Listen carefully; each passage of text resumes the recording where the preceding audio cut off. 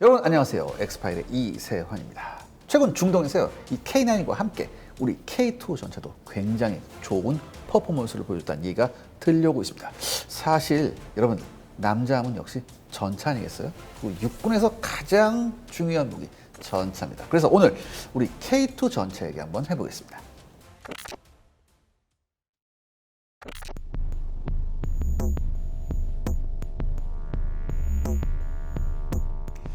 이거 굉장히 여러분들 중요한 거예요. 사실 UAE하고 이번에 우리가 했잖아요. 그다음에 카타르하고도 했었고, 그렇죠? 카타르하고는 뭘 쓰고 있냐? 레오파드 써요. 레오파드 2 A7 플러스 쓴다고 걔네가. 그다음에 이번에 UAE는 프랑스의 르클레르 써요. 근데 UAE가 르클레르 몇 대 쓴 줄 아세요? 388대 씁니다. 굉장히 많이 써요. UAE가 그러니까 400대 가까이 르클레르를 쓰기 때문에 우리 K2가 요 사이를 비집고 들어가는 게 쉽지가 않아요. 그런데 이번 훈련에서 우리 K2가 엄청난 걸 하나 보여줬죠. 그게 뭐냐? 요번에 K2가 가면서 같이 뭐가 갔냐면 K1 군안전차가 같이 갔어요. 군안전차. 그러니까 군안전차라는 건 뭐냐면 어떤 전차가 어디 빠지거나 작동불능 상태가 왔을 때 이 군안전차가 가서 얘를 끌고 와서 후방으로 가서 고치는 거예요. 요게 군안전차 굉장히 중요한 건데 UAE군에 군안전차가 그렇게 마땅한 게 없습니다. 그런데 이번 훈련을 하면서 우리가 일부러 군안전차를 보내서 이 군안전차가 K2를 어떤 그 시나리오를 정해준 거죠. K2가 어떤 작동불능 상황에 빠졌을 때 이 군안전차가 와서 현지에서 정비하는 모습을 보여줬단 말이에요. 이걸 보여줬어요. 그러니까 어떻게 했어요? UAE들이 쟤네는 전차만 저렇게 좋은 줄 알았는데 야, 이 야전 필드 리페어 시스템이 굉장히 좋다. 이런 평가를 받았습니다. 그러니까 우리가 이번에 갈 때, UAE 갈 때 엄청나게 치밀한 준비를 하고 간 거예요. 그러니까 또 르클레르하고 어깨를 나란히면서 모든 훈련을 완벽하게 소화했거든요. 특히 제가 말씀드리고 싶은 건 뭐냐면 이게 자동차도 마찬가지지만 이게 모래바람이 엄청 들어오는데 이 필터링이 완벽했었어요. 그래서 그 어떤 사막 환경에서 여러분들 이 사막은 기동 차량이 움직이는데 최악의 조건입니다. 여기가 워낙 먼지가 많고 그래가지고. 그런데 여기서 그 육중한 전차가 엄청나게 화려한 퍼포먼스를 보이면서 여러 가지 시나리오를 완벽하게 소화했다. 굉장히 깊은 인상을 줬을 거예요.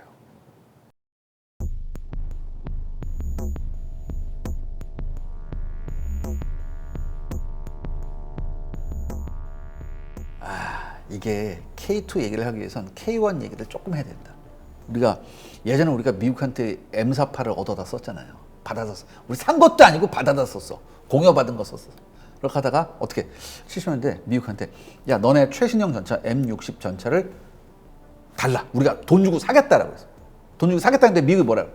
너네 그런 것까지 필요 없어. 거부해버렸다고. 그래서 어떻게 해요? 우리나라 정부가 그래? 안 팔아? 오케이. 그럼 우리 뭐 살 거야? 독일제 레오파드 살 거야. 그래서.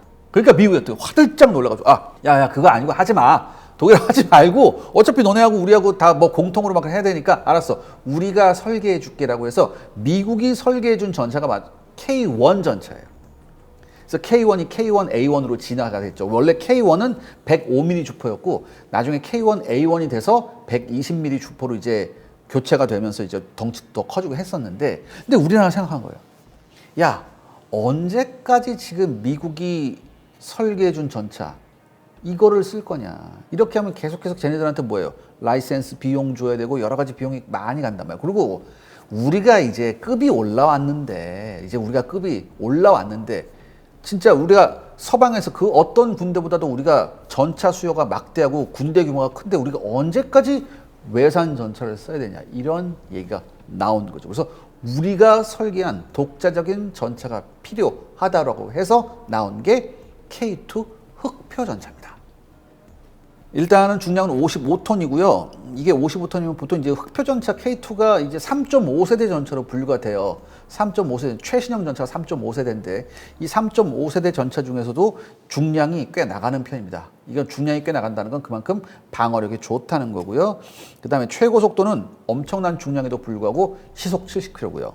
그 다음에 잠수 도하 능력은 4.1m까지 슈노켈을 장착해야 돼요. 뭐 이렇게 슈노켈이라고 해서 이걸 장착하고, 그 다음에 엔진은 1,500마력짜리 독일제 엔진을 씁니다. 요게 조금 있는데 요건 조금 이따 나중에 제가 설명을 드릴게요. 이제 수중에서는 일단 제가 말씀드렸잖아요. 이거 스노클이라는 걸 우리 왜 스노클링 할 때 하는 그 빨대 같은 거 있잖아요. 그걸 포탑 위에 딱 놓을 수 있거든요. 이렇게 되면 수심 4.1m까지 들어갈 수 있어서 웬만한 하천은 도하가 가능해요.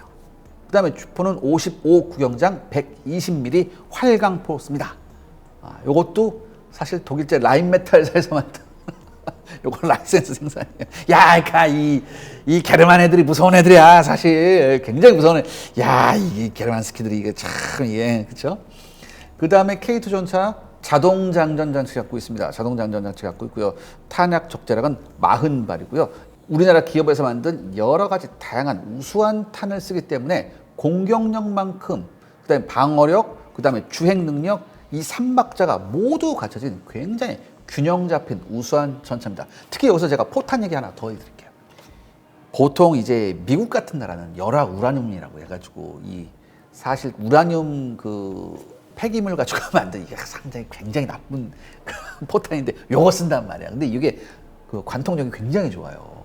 관통력이 굉장히 좋고 미국 이외, 미국하고 러시아, 그다음에 중국 이외의 다른 나라들은 이제 보통 이제 일반적인 텅스텐탄 심을 쓰는데 사실 이 전차에서 이 포만큼이나 중요한 게 포탄이에요. 굉장히 우수한 포탄이 있어야지 적 전차를 뚫고 들어가거든.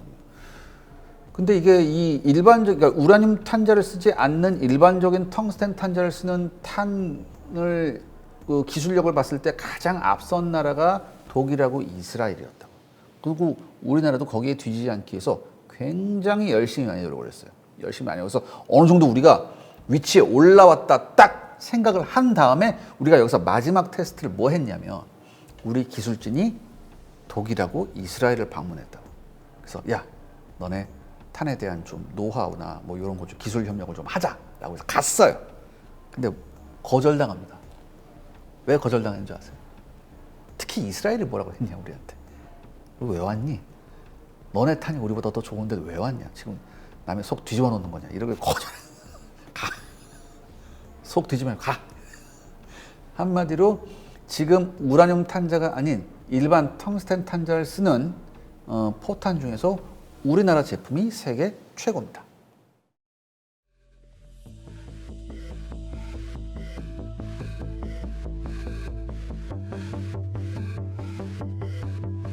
아르마타 전쟁에 못 나왔죠?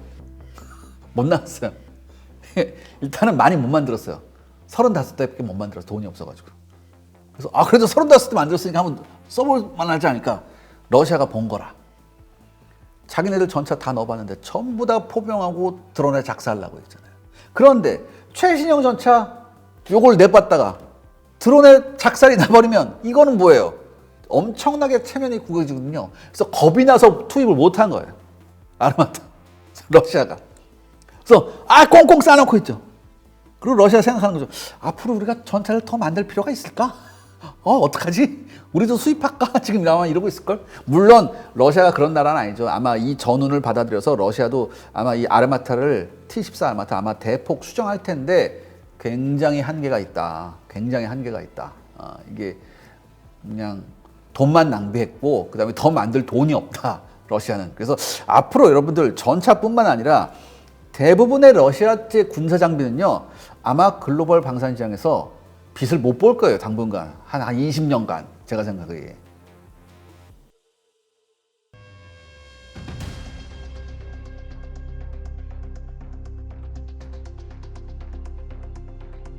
미국이 다 첨단인 것 같은데 미국은 항공 쪽하고 이런 데가 첨단이죠. 나머지는 그냥 그래요. 걔네들도 그냥 그래요.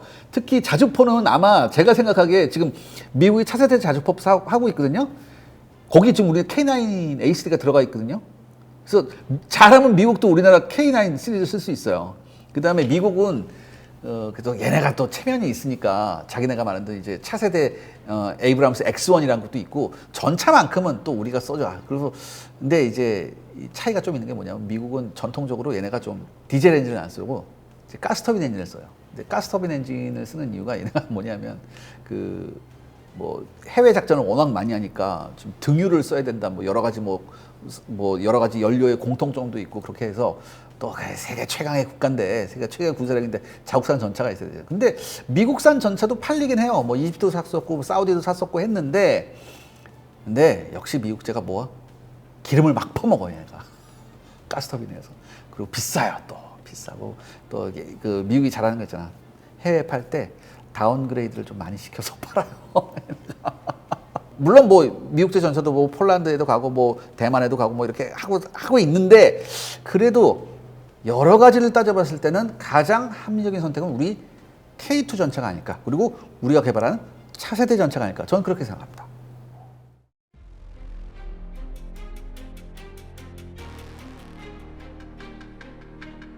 사격 통제 장치, 이거 우리 K2의 사격 통제 장치 굉장히 좋습니다.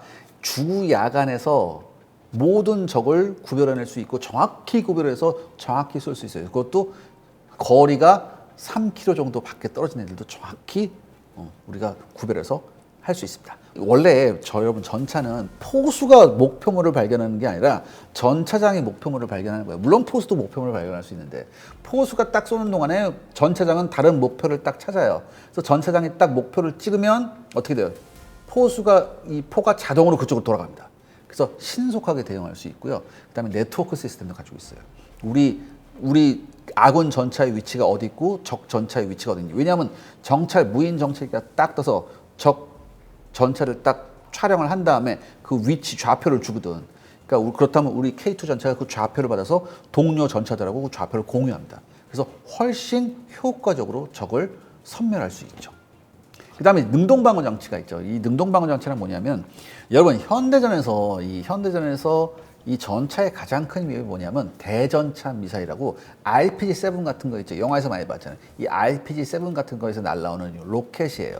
이거를 이 몸빵으로 버티기에는 이게 한계가 있어요. 왜냐?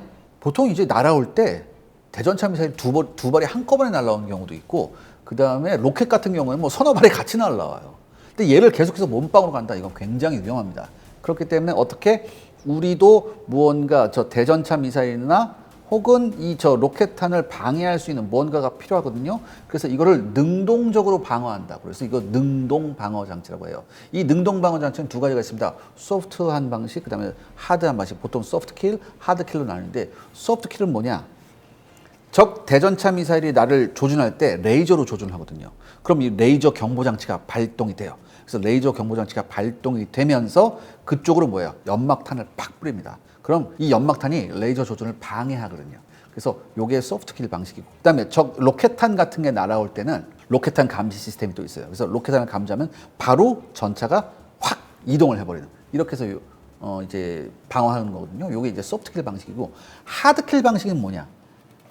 제가 뭘 쐈으면 나도 뭔가를 쏴서 쟤를 무력화시킨다. 쉽게 말해서 적 대전차 미사일이 날아오면 그걸 탐지해서 산탄총 같은 걸 팍 쏴요. 그래서 전차에 닿기 전에 미리 폭발시켜버리는 거죠. 이게 하드킬 방식이에요. 근데 지금 우리가 쓰고 있는 K2 전차에는 소프트킬 방식밖에 없지만 우리가 사실 하드킬 시스템도 개발을 했거든요. 개발을 했는데 여러 가지 좀 성능이 좀 미흡한 게 있었어요. 그래서 우리가 이스라엘하고 협력해서 지금 새로운 능동 방어 장치를 개발했고요. 폴란드 수출 버전에 이게 장착될 그럴 예정입니다. 그 다음에 이번 러시아 우크라이나 전장에서 뭐도 있었어요. 드론의 공격이 굉장히 심각하잖아요. 그래서 지금 K2 전차는 이 하드킬 방식의 APS 시스템, 능동방어 시스템으로 이 드론도 잡는 거를 지금 연구하고 있고요. 여러 가지 지금 드론 대책이 지금 구성되고 있어서 요게 또 폴란드 수출형에 또 탑재될 예정이에요.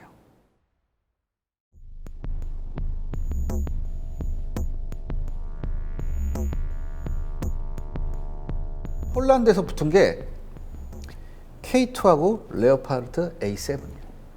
얘하고 붙었는데 여기서 예상을 깨고 우리 K2 전차가 선정이 됐습니다. 왜냐하면 여러 가지 혹독한 테스트를 해봤는데 이 테스트에서 우리 K2 전차가 훨씬 좋은 모습을 보였어요. 훨씬 좋은 모습을 보였기 때문에 폴란드가 선택했었고, 그 다음 타자가 누구였냐? 노르웨이 사업이 있었어요.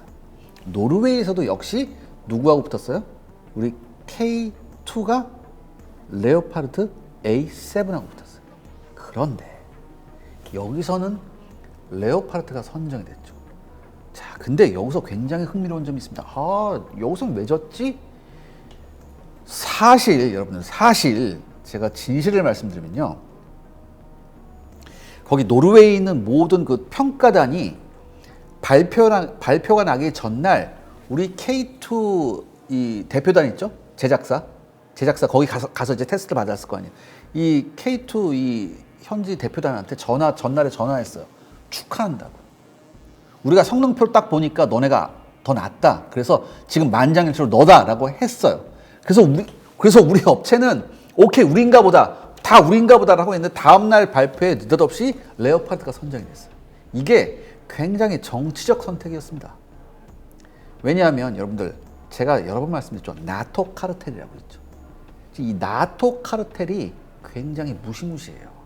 그래서 성능적으로는 우리 K2가 훨씬 괜찮았지만 마지막 결정의 순간에 독일 쪽에서 딜이 들어온 거예요. 여러 가지 딜이 들어왔어요.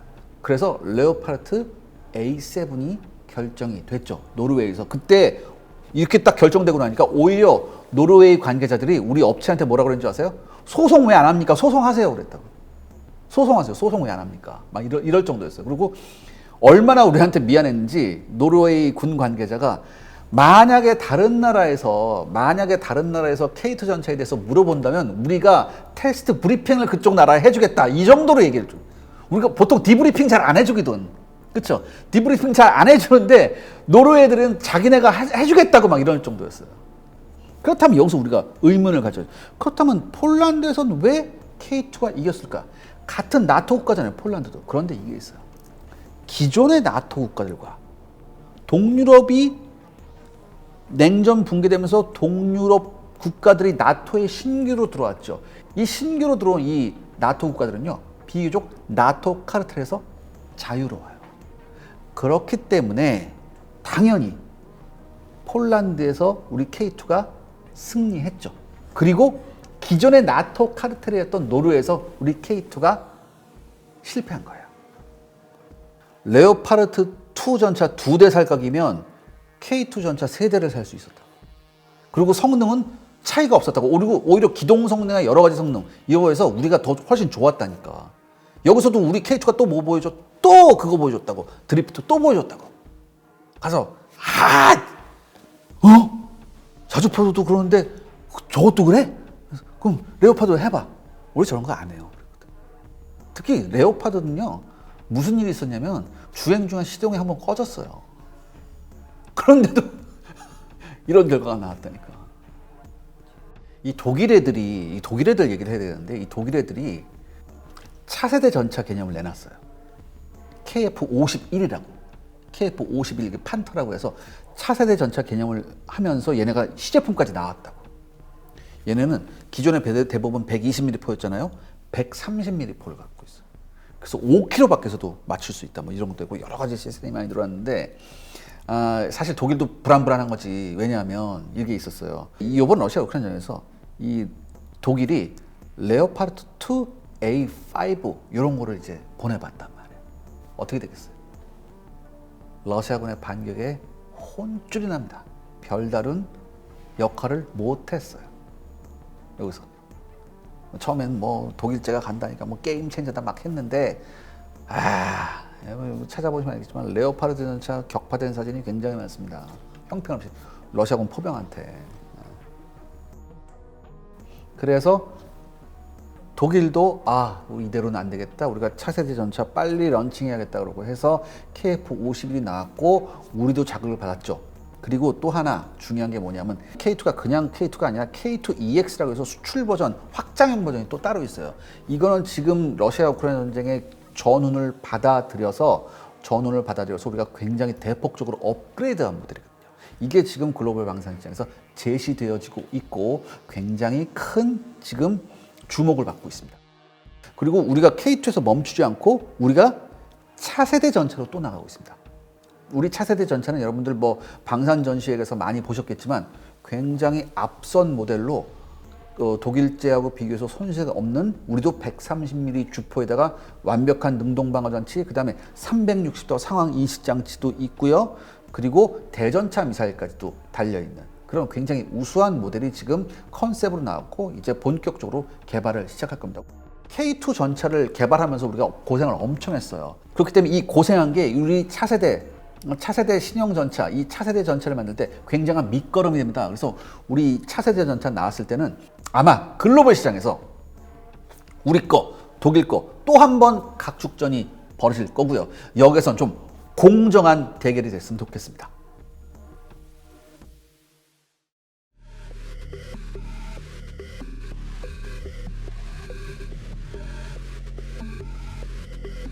굉장히 중요한 게 적을 먼저 발견하는 게 굉장히 중요해요. 이 전차도. 그 다음에 이 전차가 이제는 무인 정찰기하고 여러 시스템, 여러 감시 자산하고 같이 정보를 공유할 수 있어야 됩니다.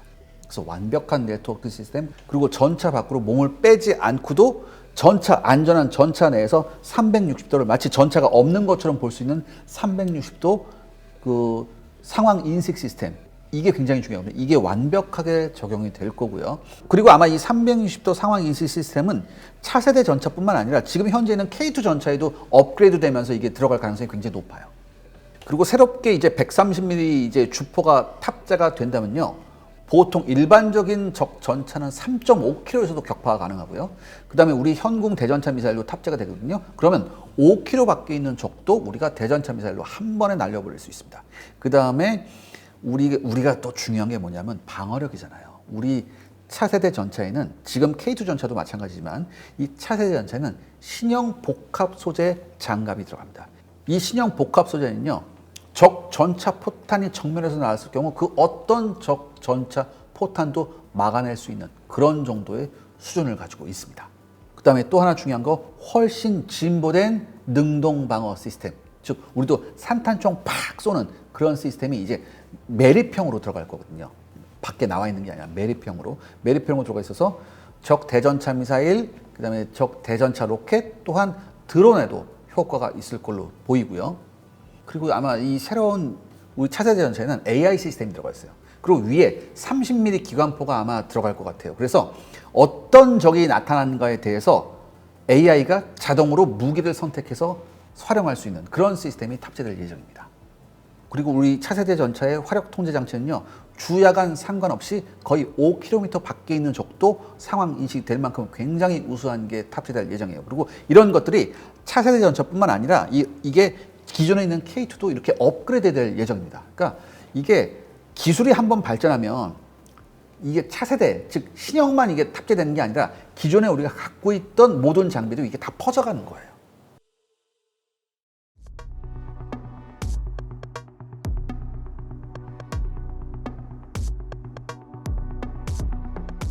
그래도 우리 K2도 한 100억 정도 해요. 100억 정도 하는데 독일 애들이 어떤 실수를 했냐면 독일 애들이 특히 독일뿐만 아니라 대부분 나라들이 이제 러시아 우크라이나 전쟁이 일어나기 전까지는 이렇게 큰 전쟁이 일어날 줄 몰랐어요. 그래서 독일 내에서 이제 전차를 생산하다 보니까 인건비가 너무 비싸잖아. 그래서 이거를 값싼 그리스 같은 데로 다 공장을 옮겨놨다고. 그렇기 때문에 이게 생산력이 그렇게 좋지가 않아요. 지금 독일의 레오파르드 전차가 계속 우리 K2 전차에 밀리는 것 중에 가장 큰 이유가 뭐냐면 생산 능력이에요. 우리는 찍어낼 능력이 있거든. 우리는 찍어낼 능력이 있고 배달 능력도 있는데 독일은 이게 안 돼요. 1년에 10대 막 이래 애들이. 그래서 지금 독일이 화들짝 놀라서 어떻게 해요? 지금 자국 내에 다시 전차 라인을 깔고 있어요. 그러니까 우리가 좀 더 훨씬 빨리빨리 우리가 발빠르게 해서 지금 비교 우위가 분명히 우리가 있어야 된다니까. 지금 가지고 있는 비교 우위를 우리가 계속해서 유지해 나가야 돼요. 오늘의 결론, 여러분, 이 러시아 우크라이나 전쟁 때문에 전차 무용론이 나옵니다. 전차가 더 이상 쓸모없다. 근데 아니에요. 여러분들, 지상 작전을 할 때 가장 강력한 화력 수단은 역시 전차고요. 전차도 계속해서 진화하고 있습니다. 그리고 저는 확신합니다. 이 전차의 진화의 정점에 우리나라 업체가 있을 겁니다. 그래서 앞으로 글로벌 방산 시장에서 우리가 계속해서 굉장히 좋은 위치를 선점할 것으로 전 그렇게 기대하고 있습니다. 우리나라 K방산 응원해 주십시오. 네, 오늘 샤르 엑스파일에서 우리 K2 전차와 차세대 전차에 대해서 알아봤습니다. 다음 시간에 또 다른 새로운 재미있는 아이템으로 돌아오겠습니다. 감사합니다.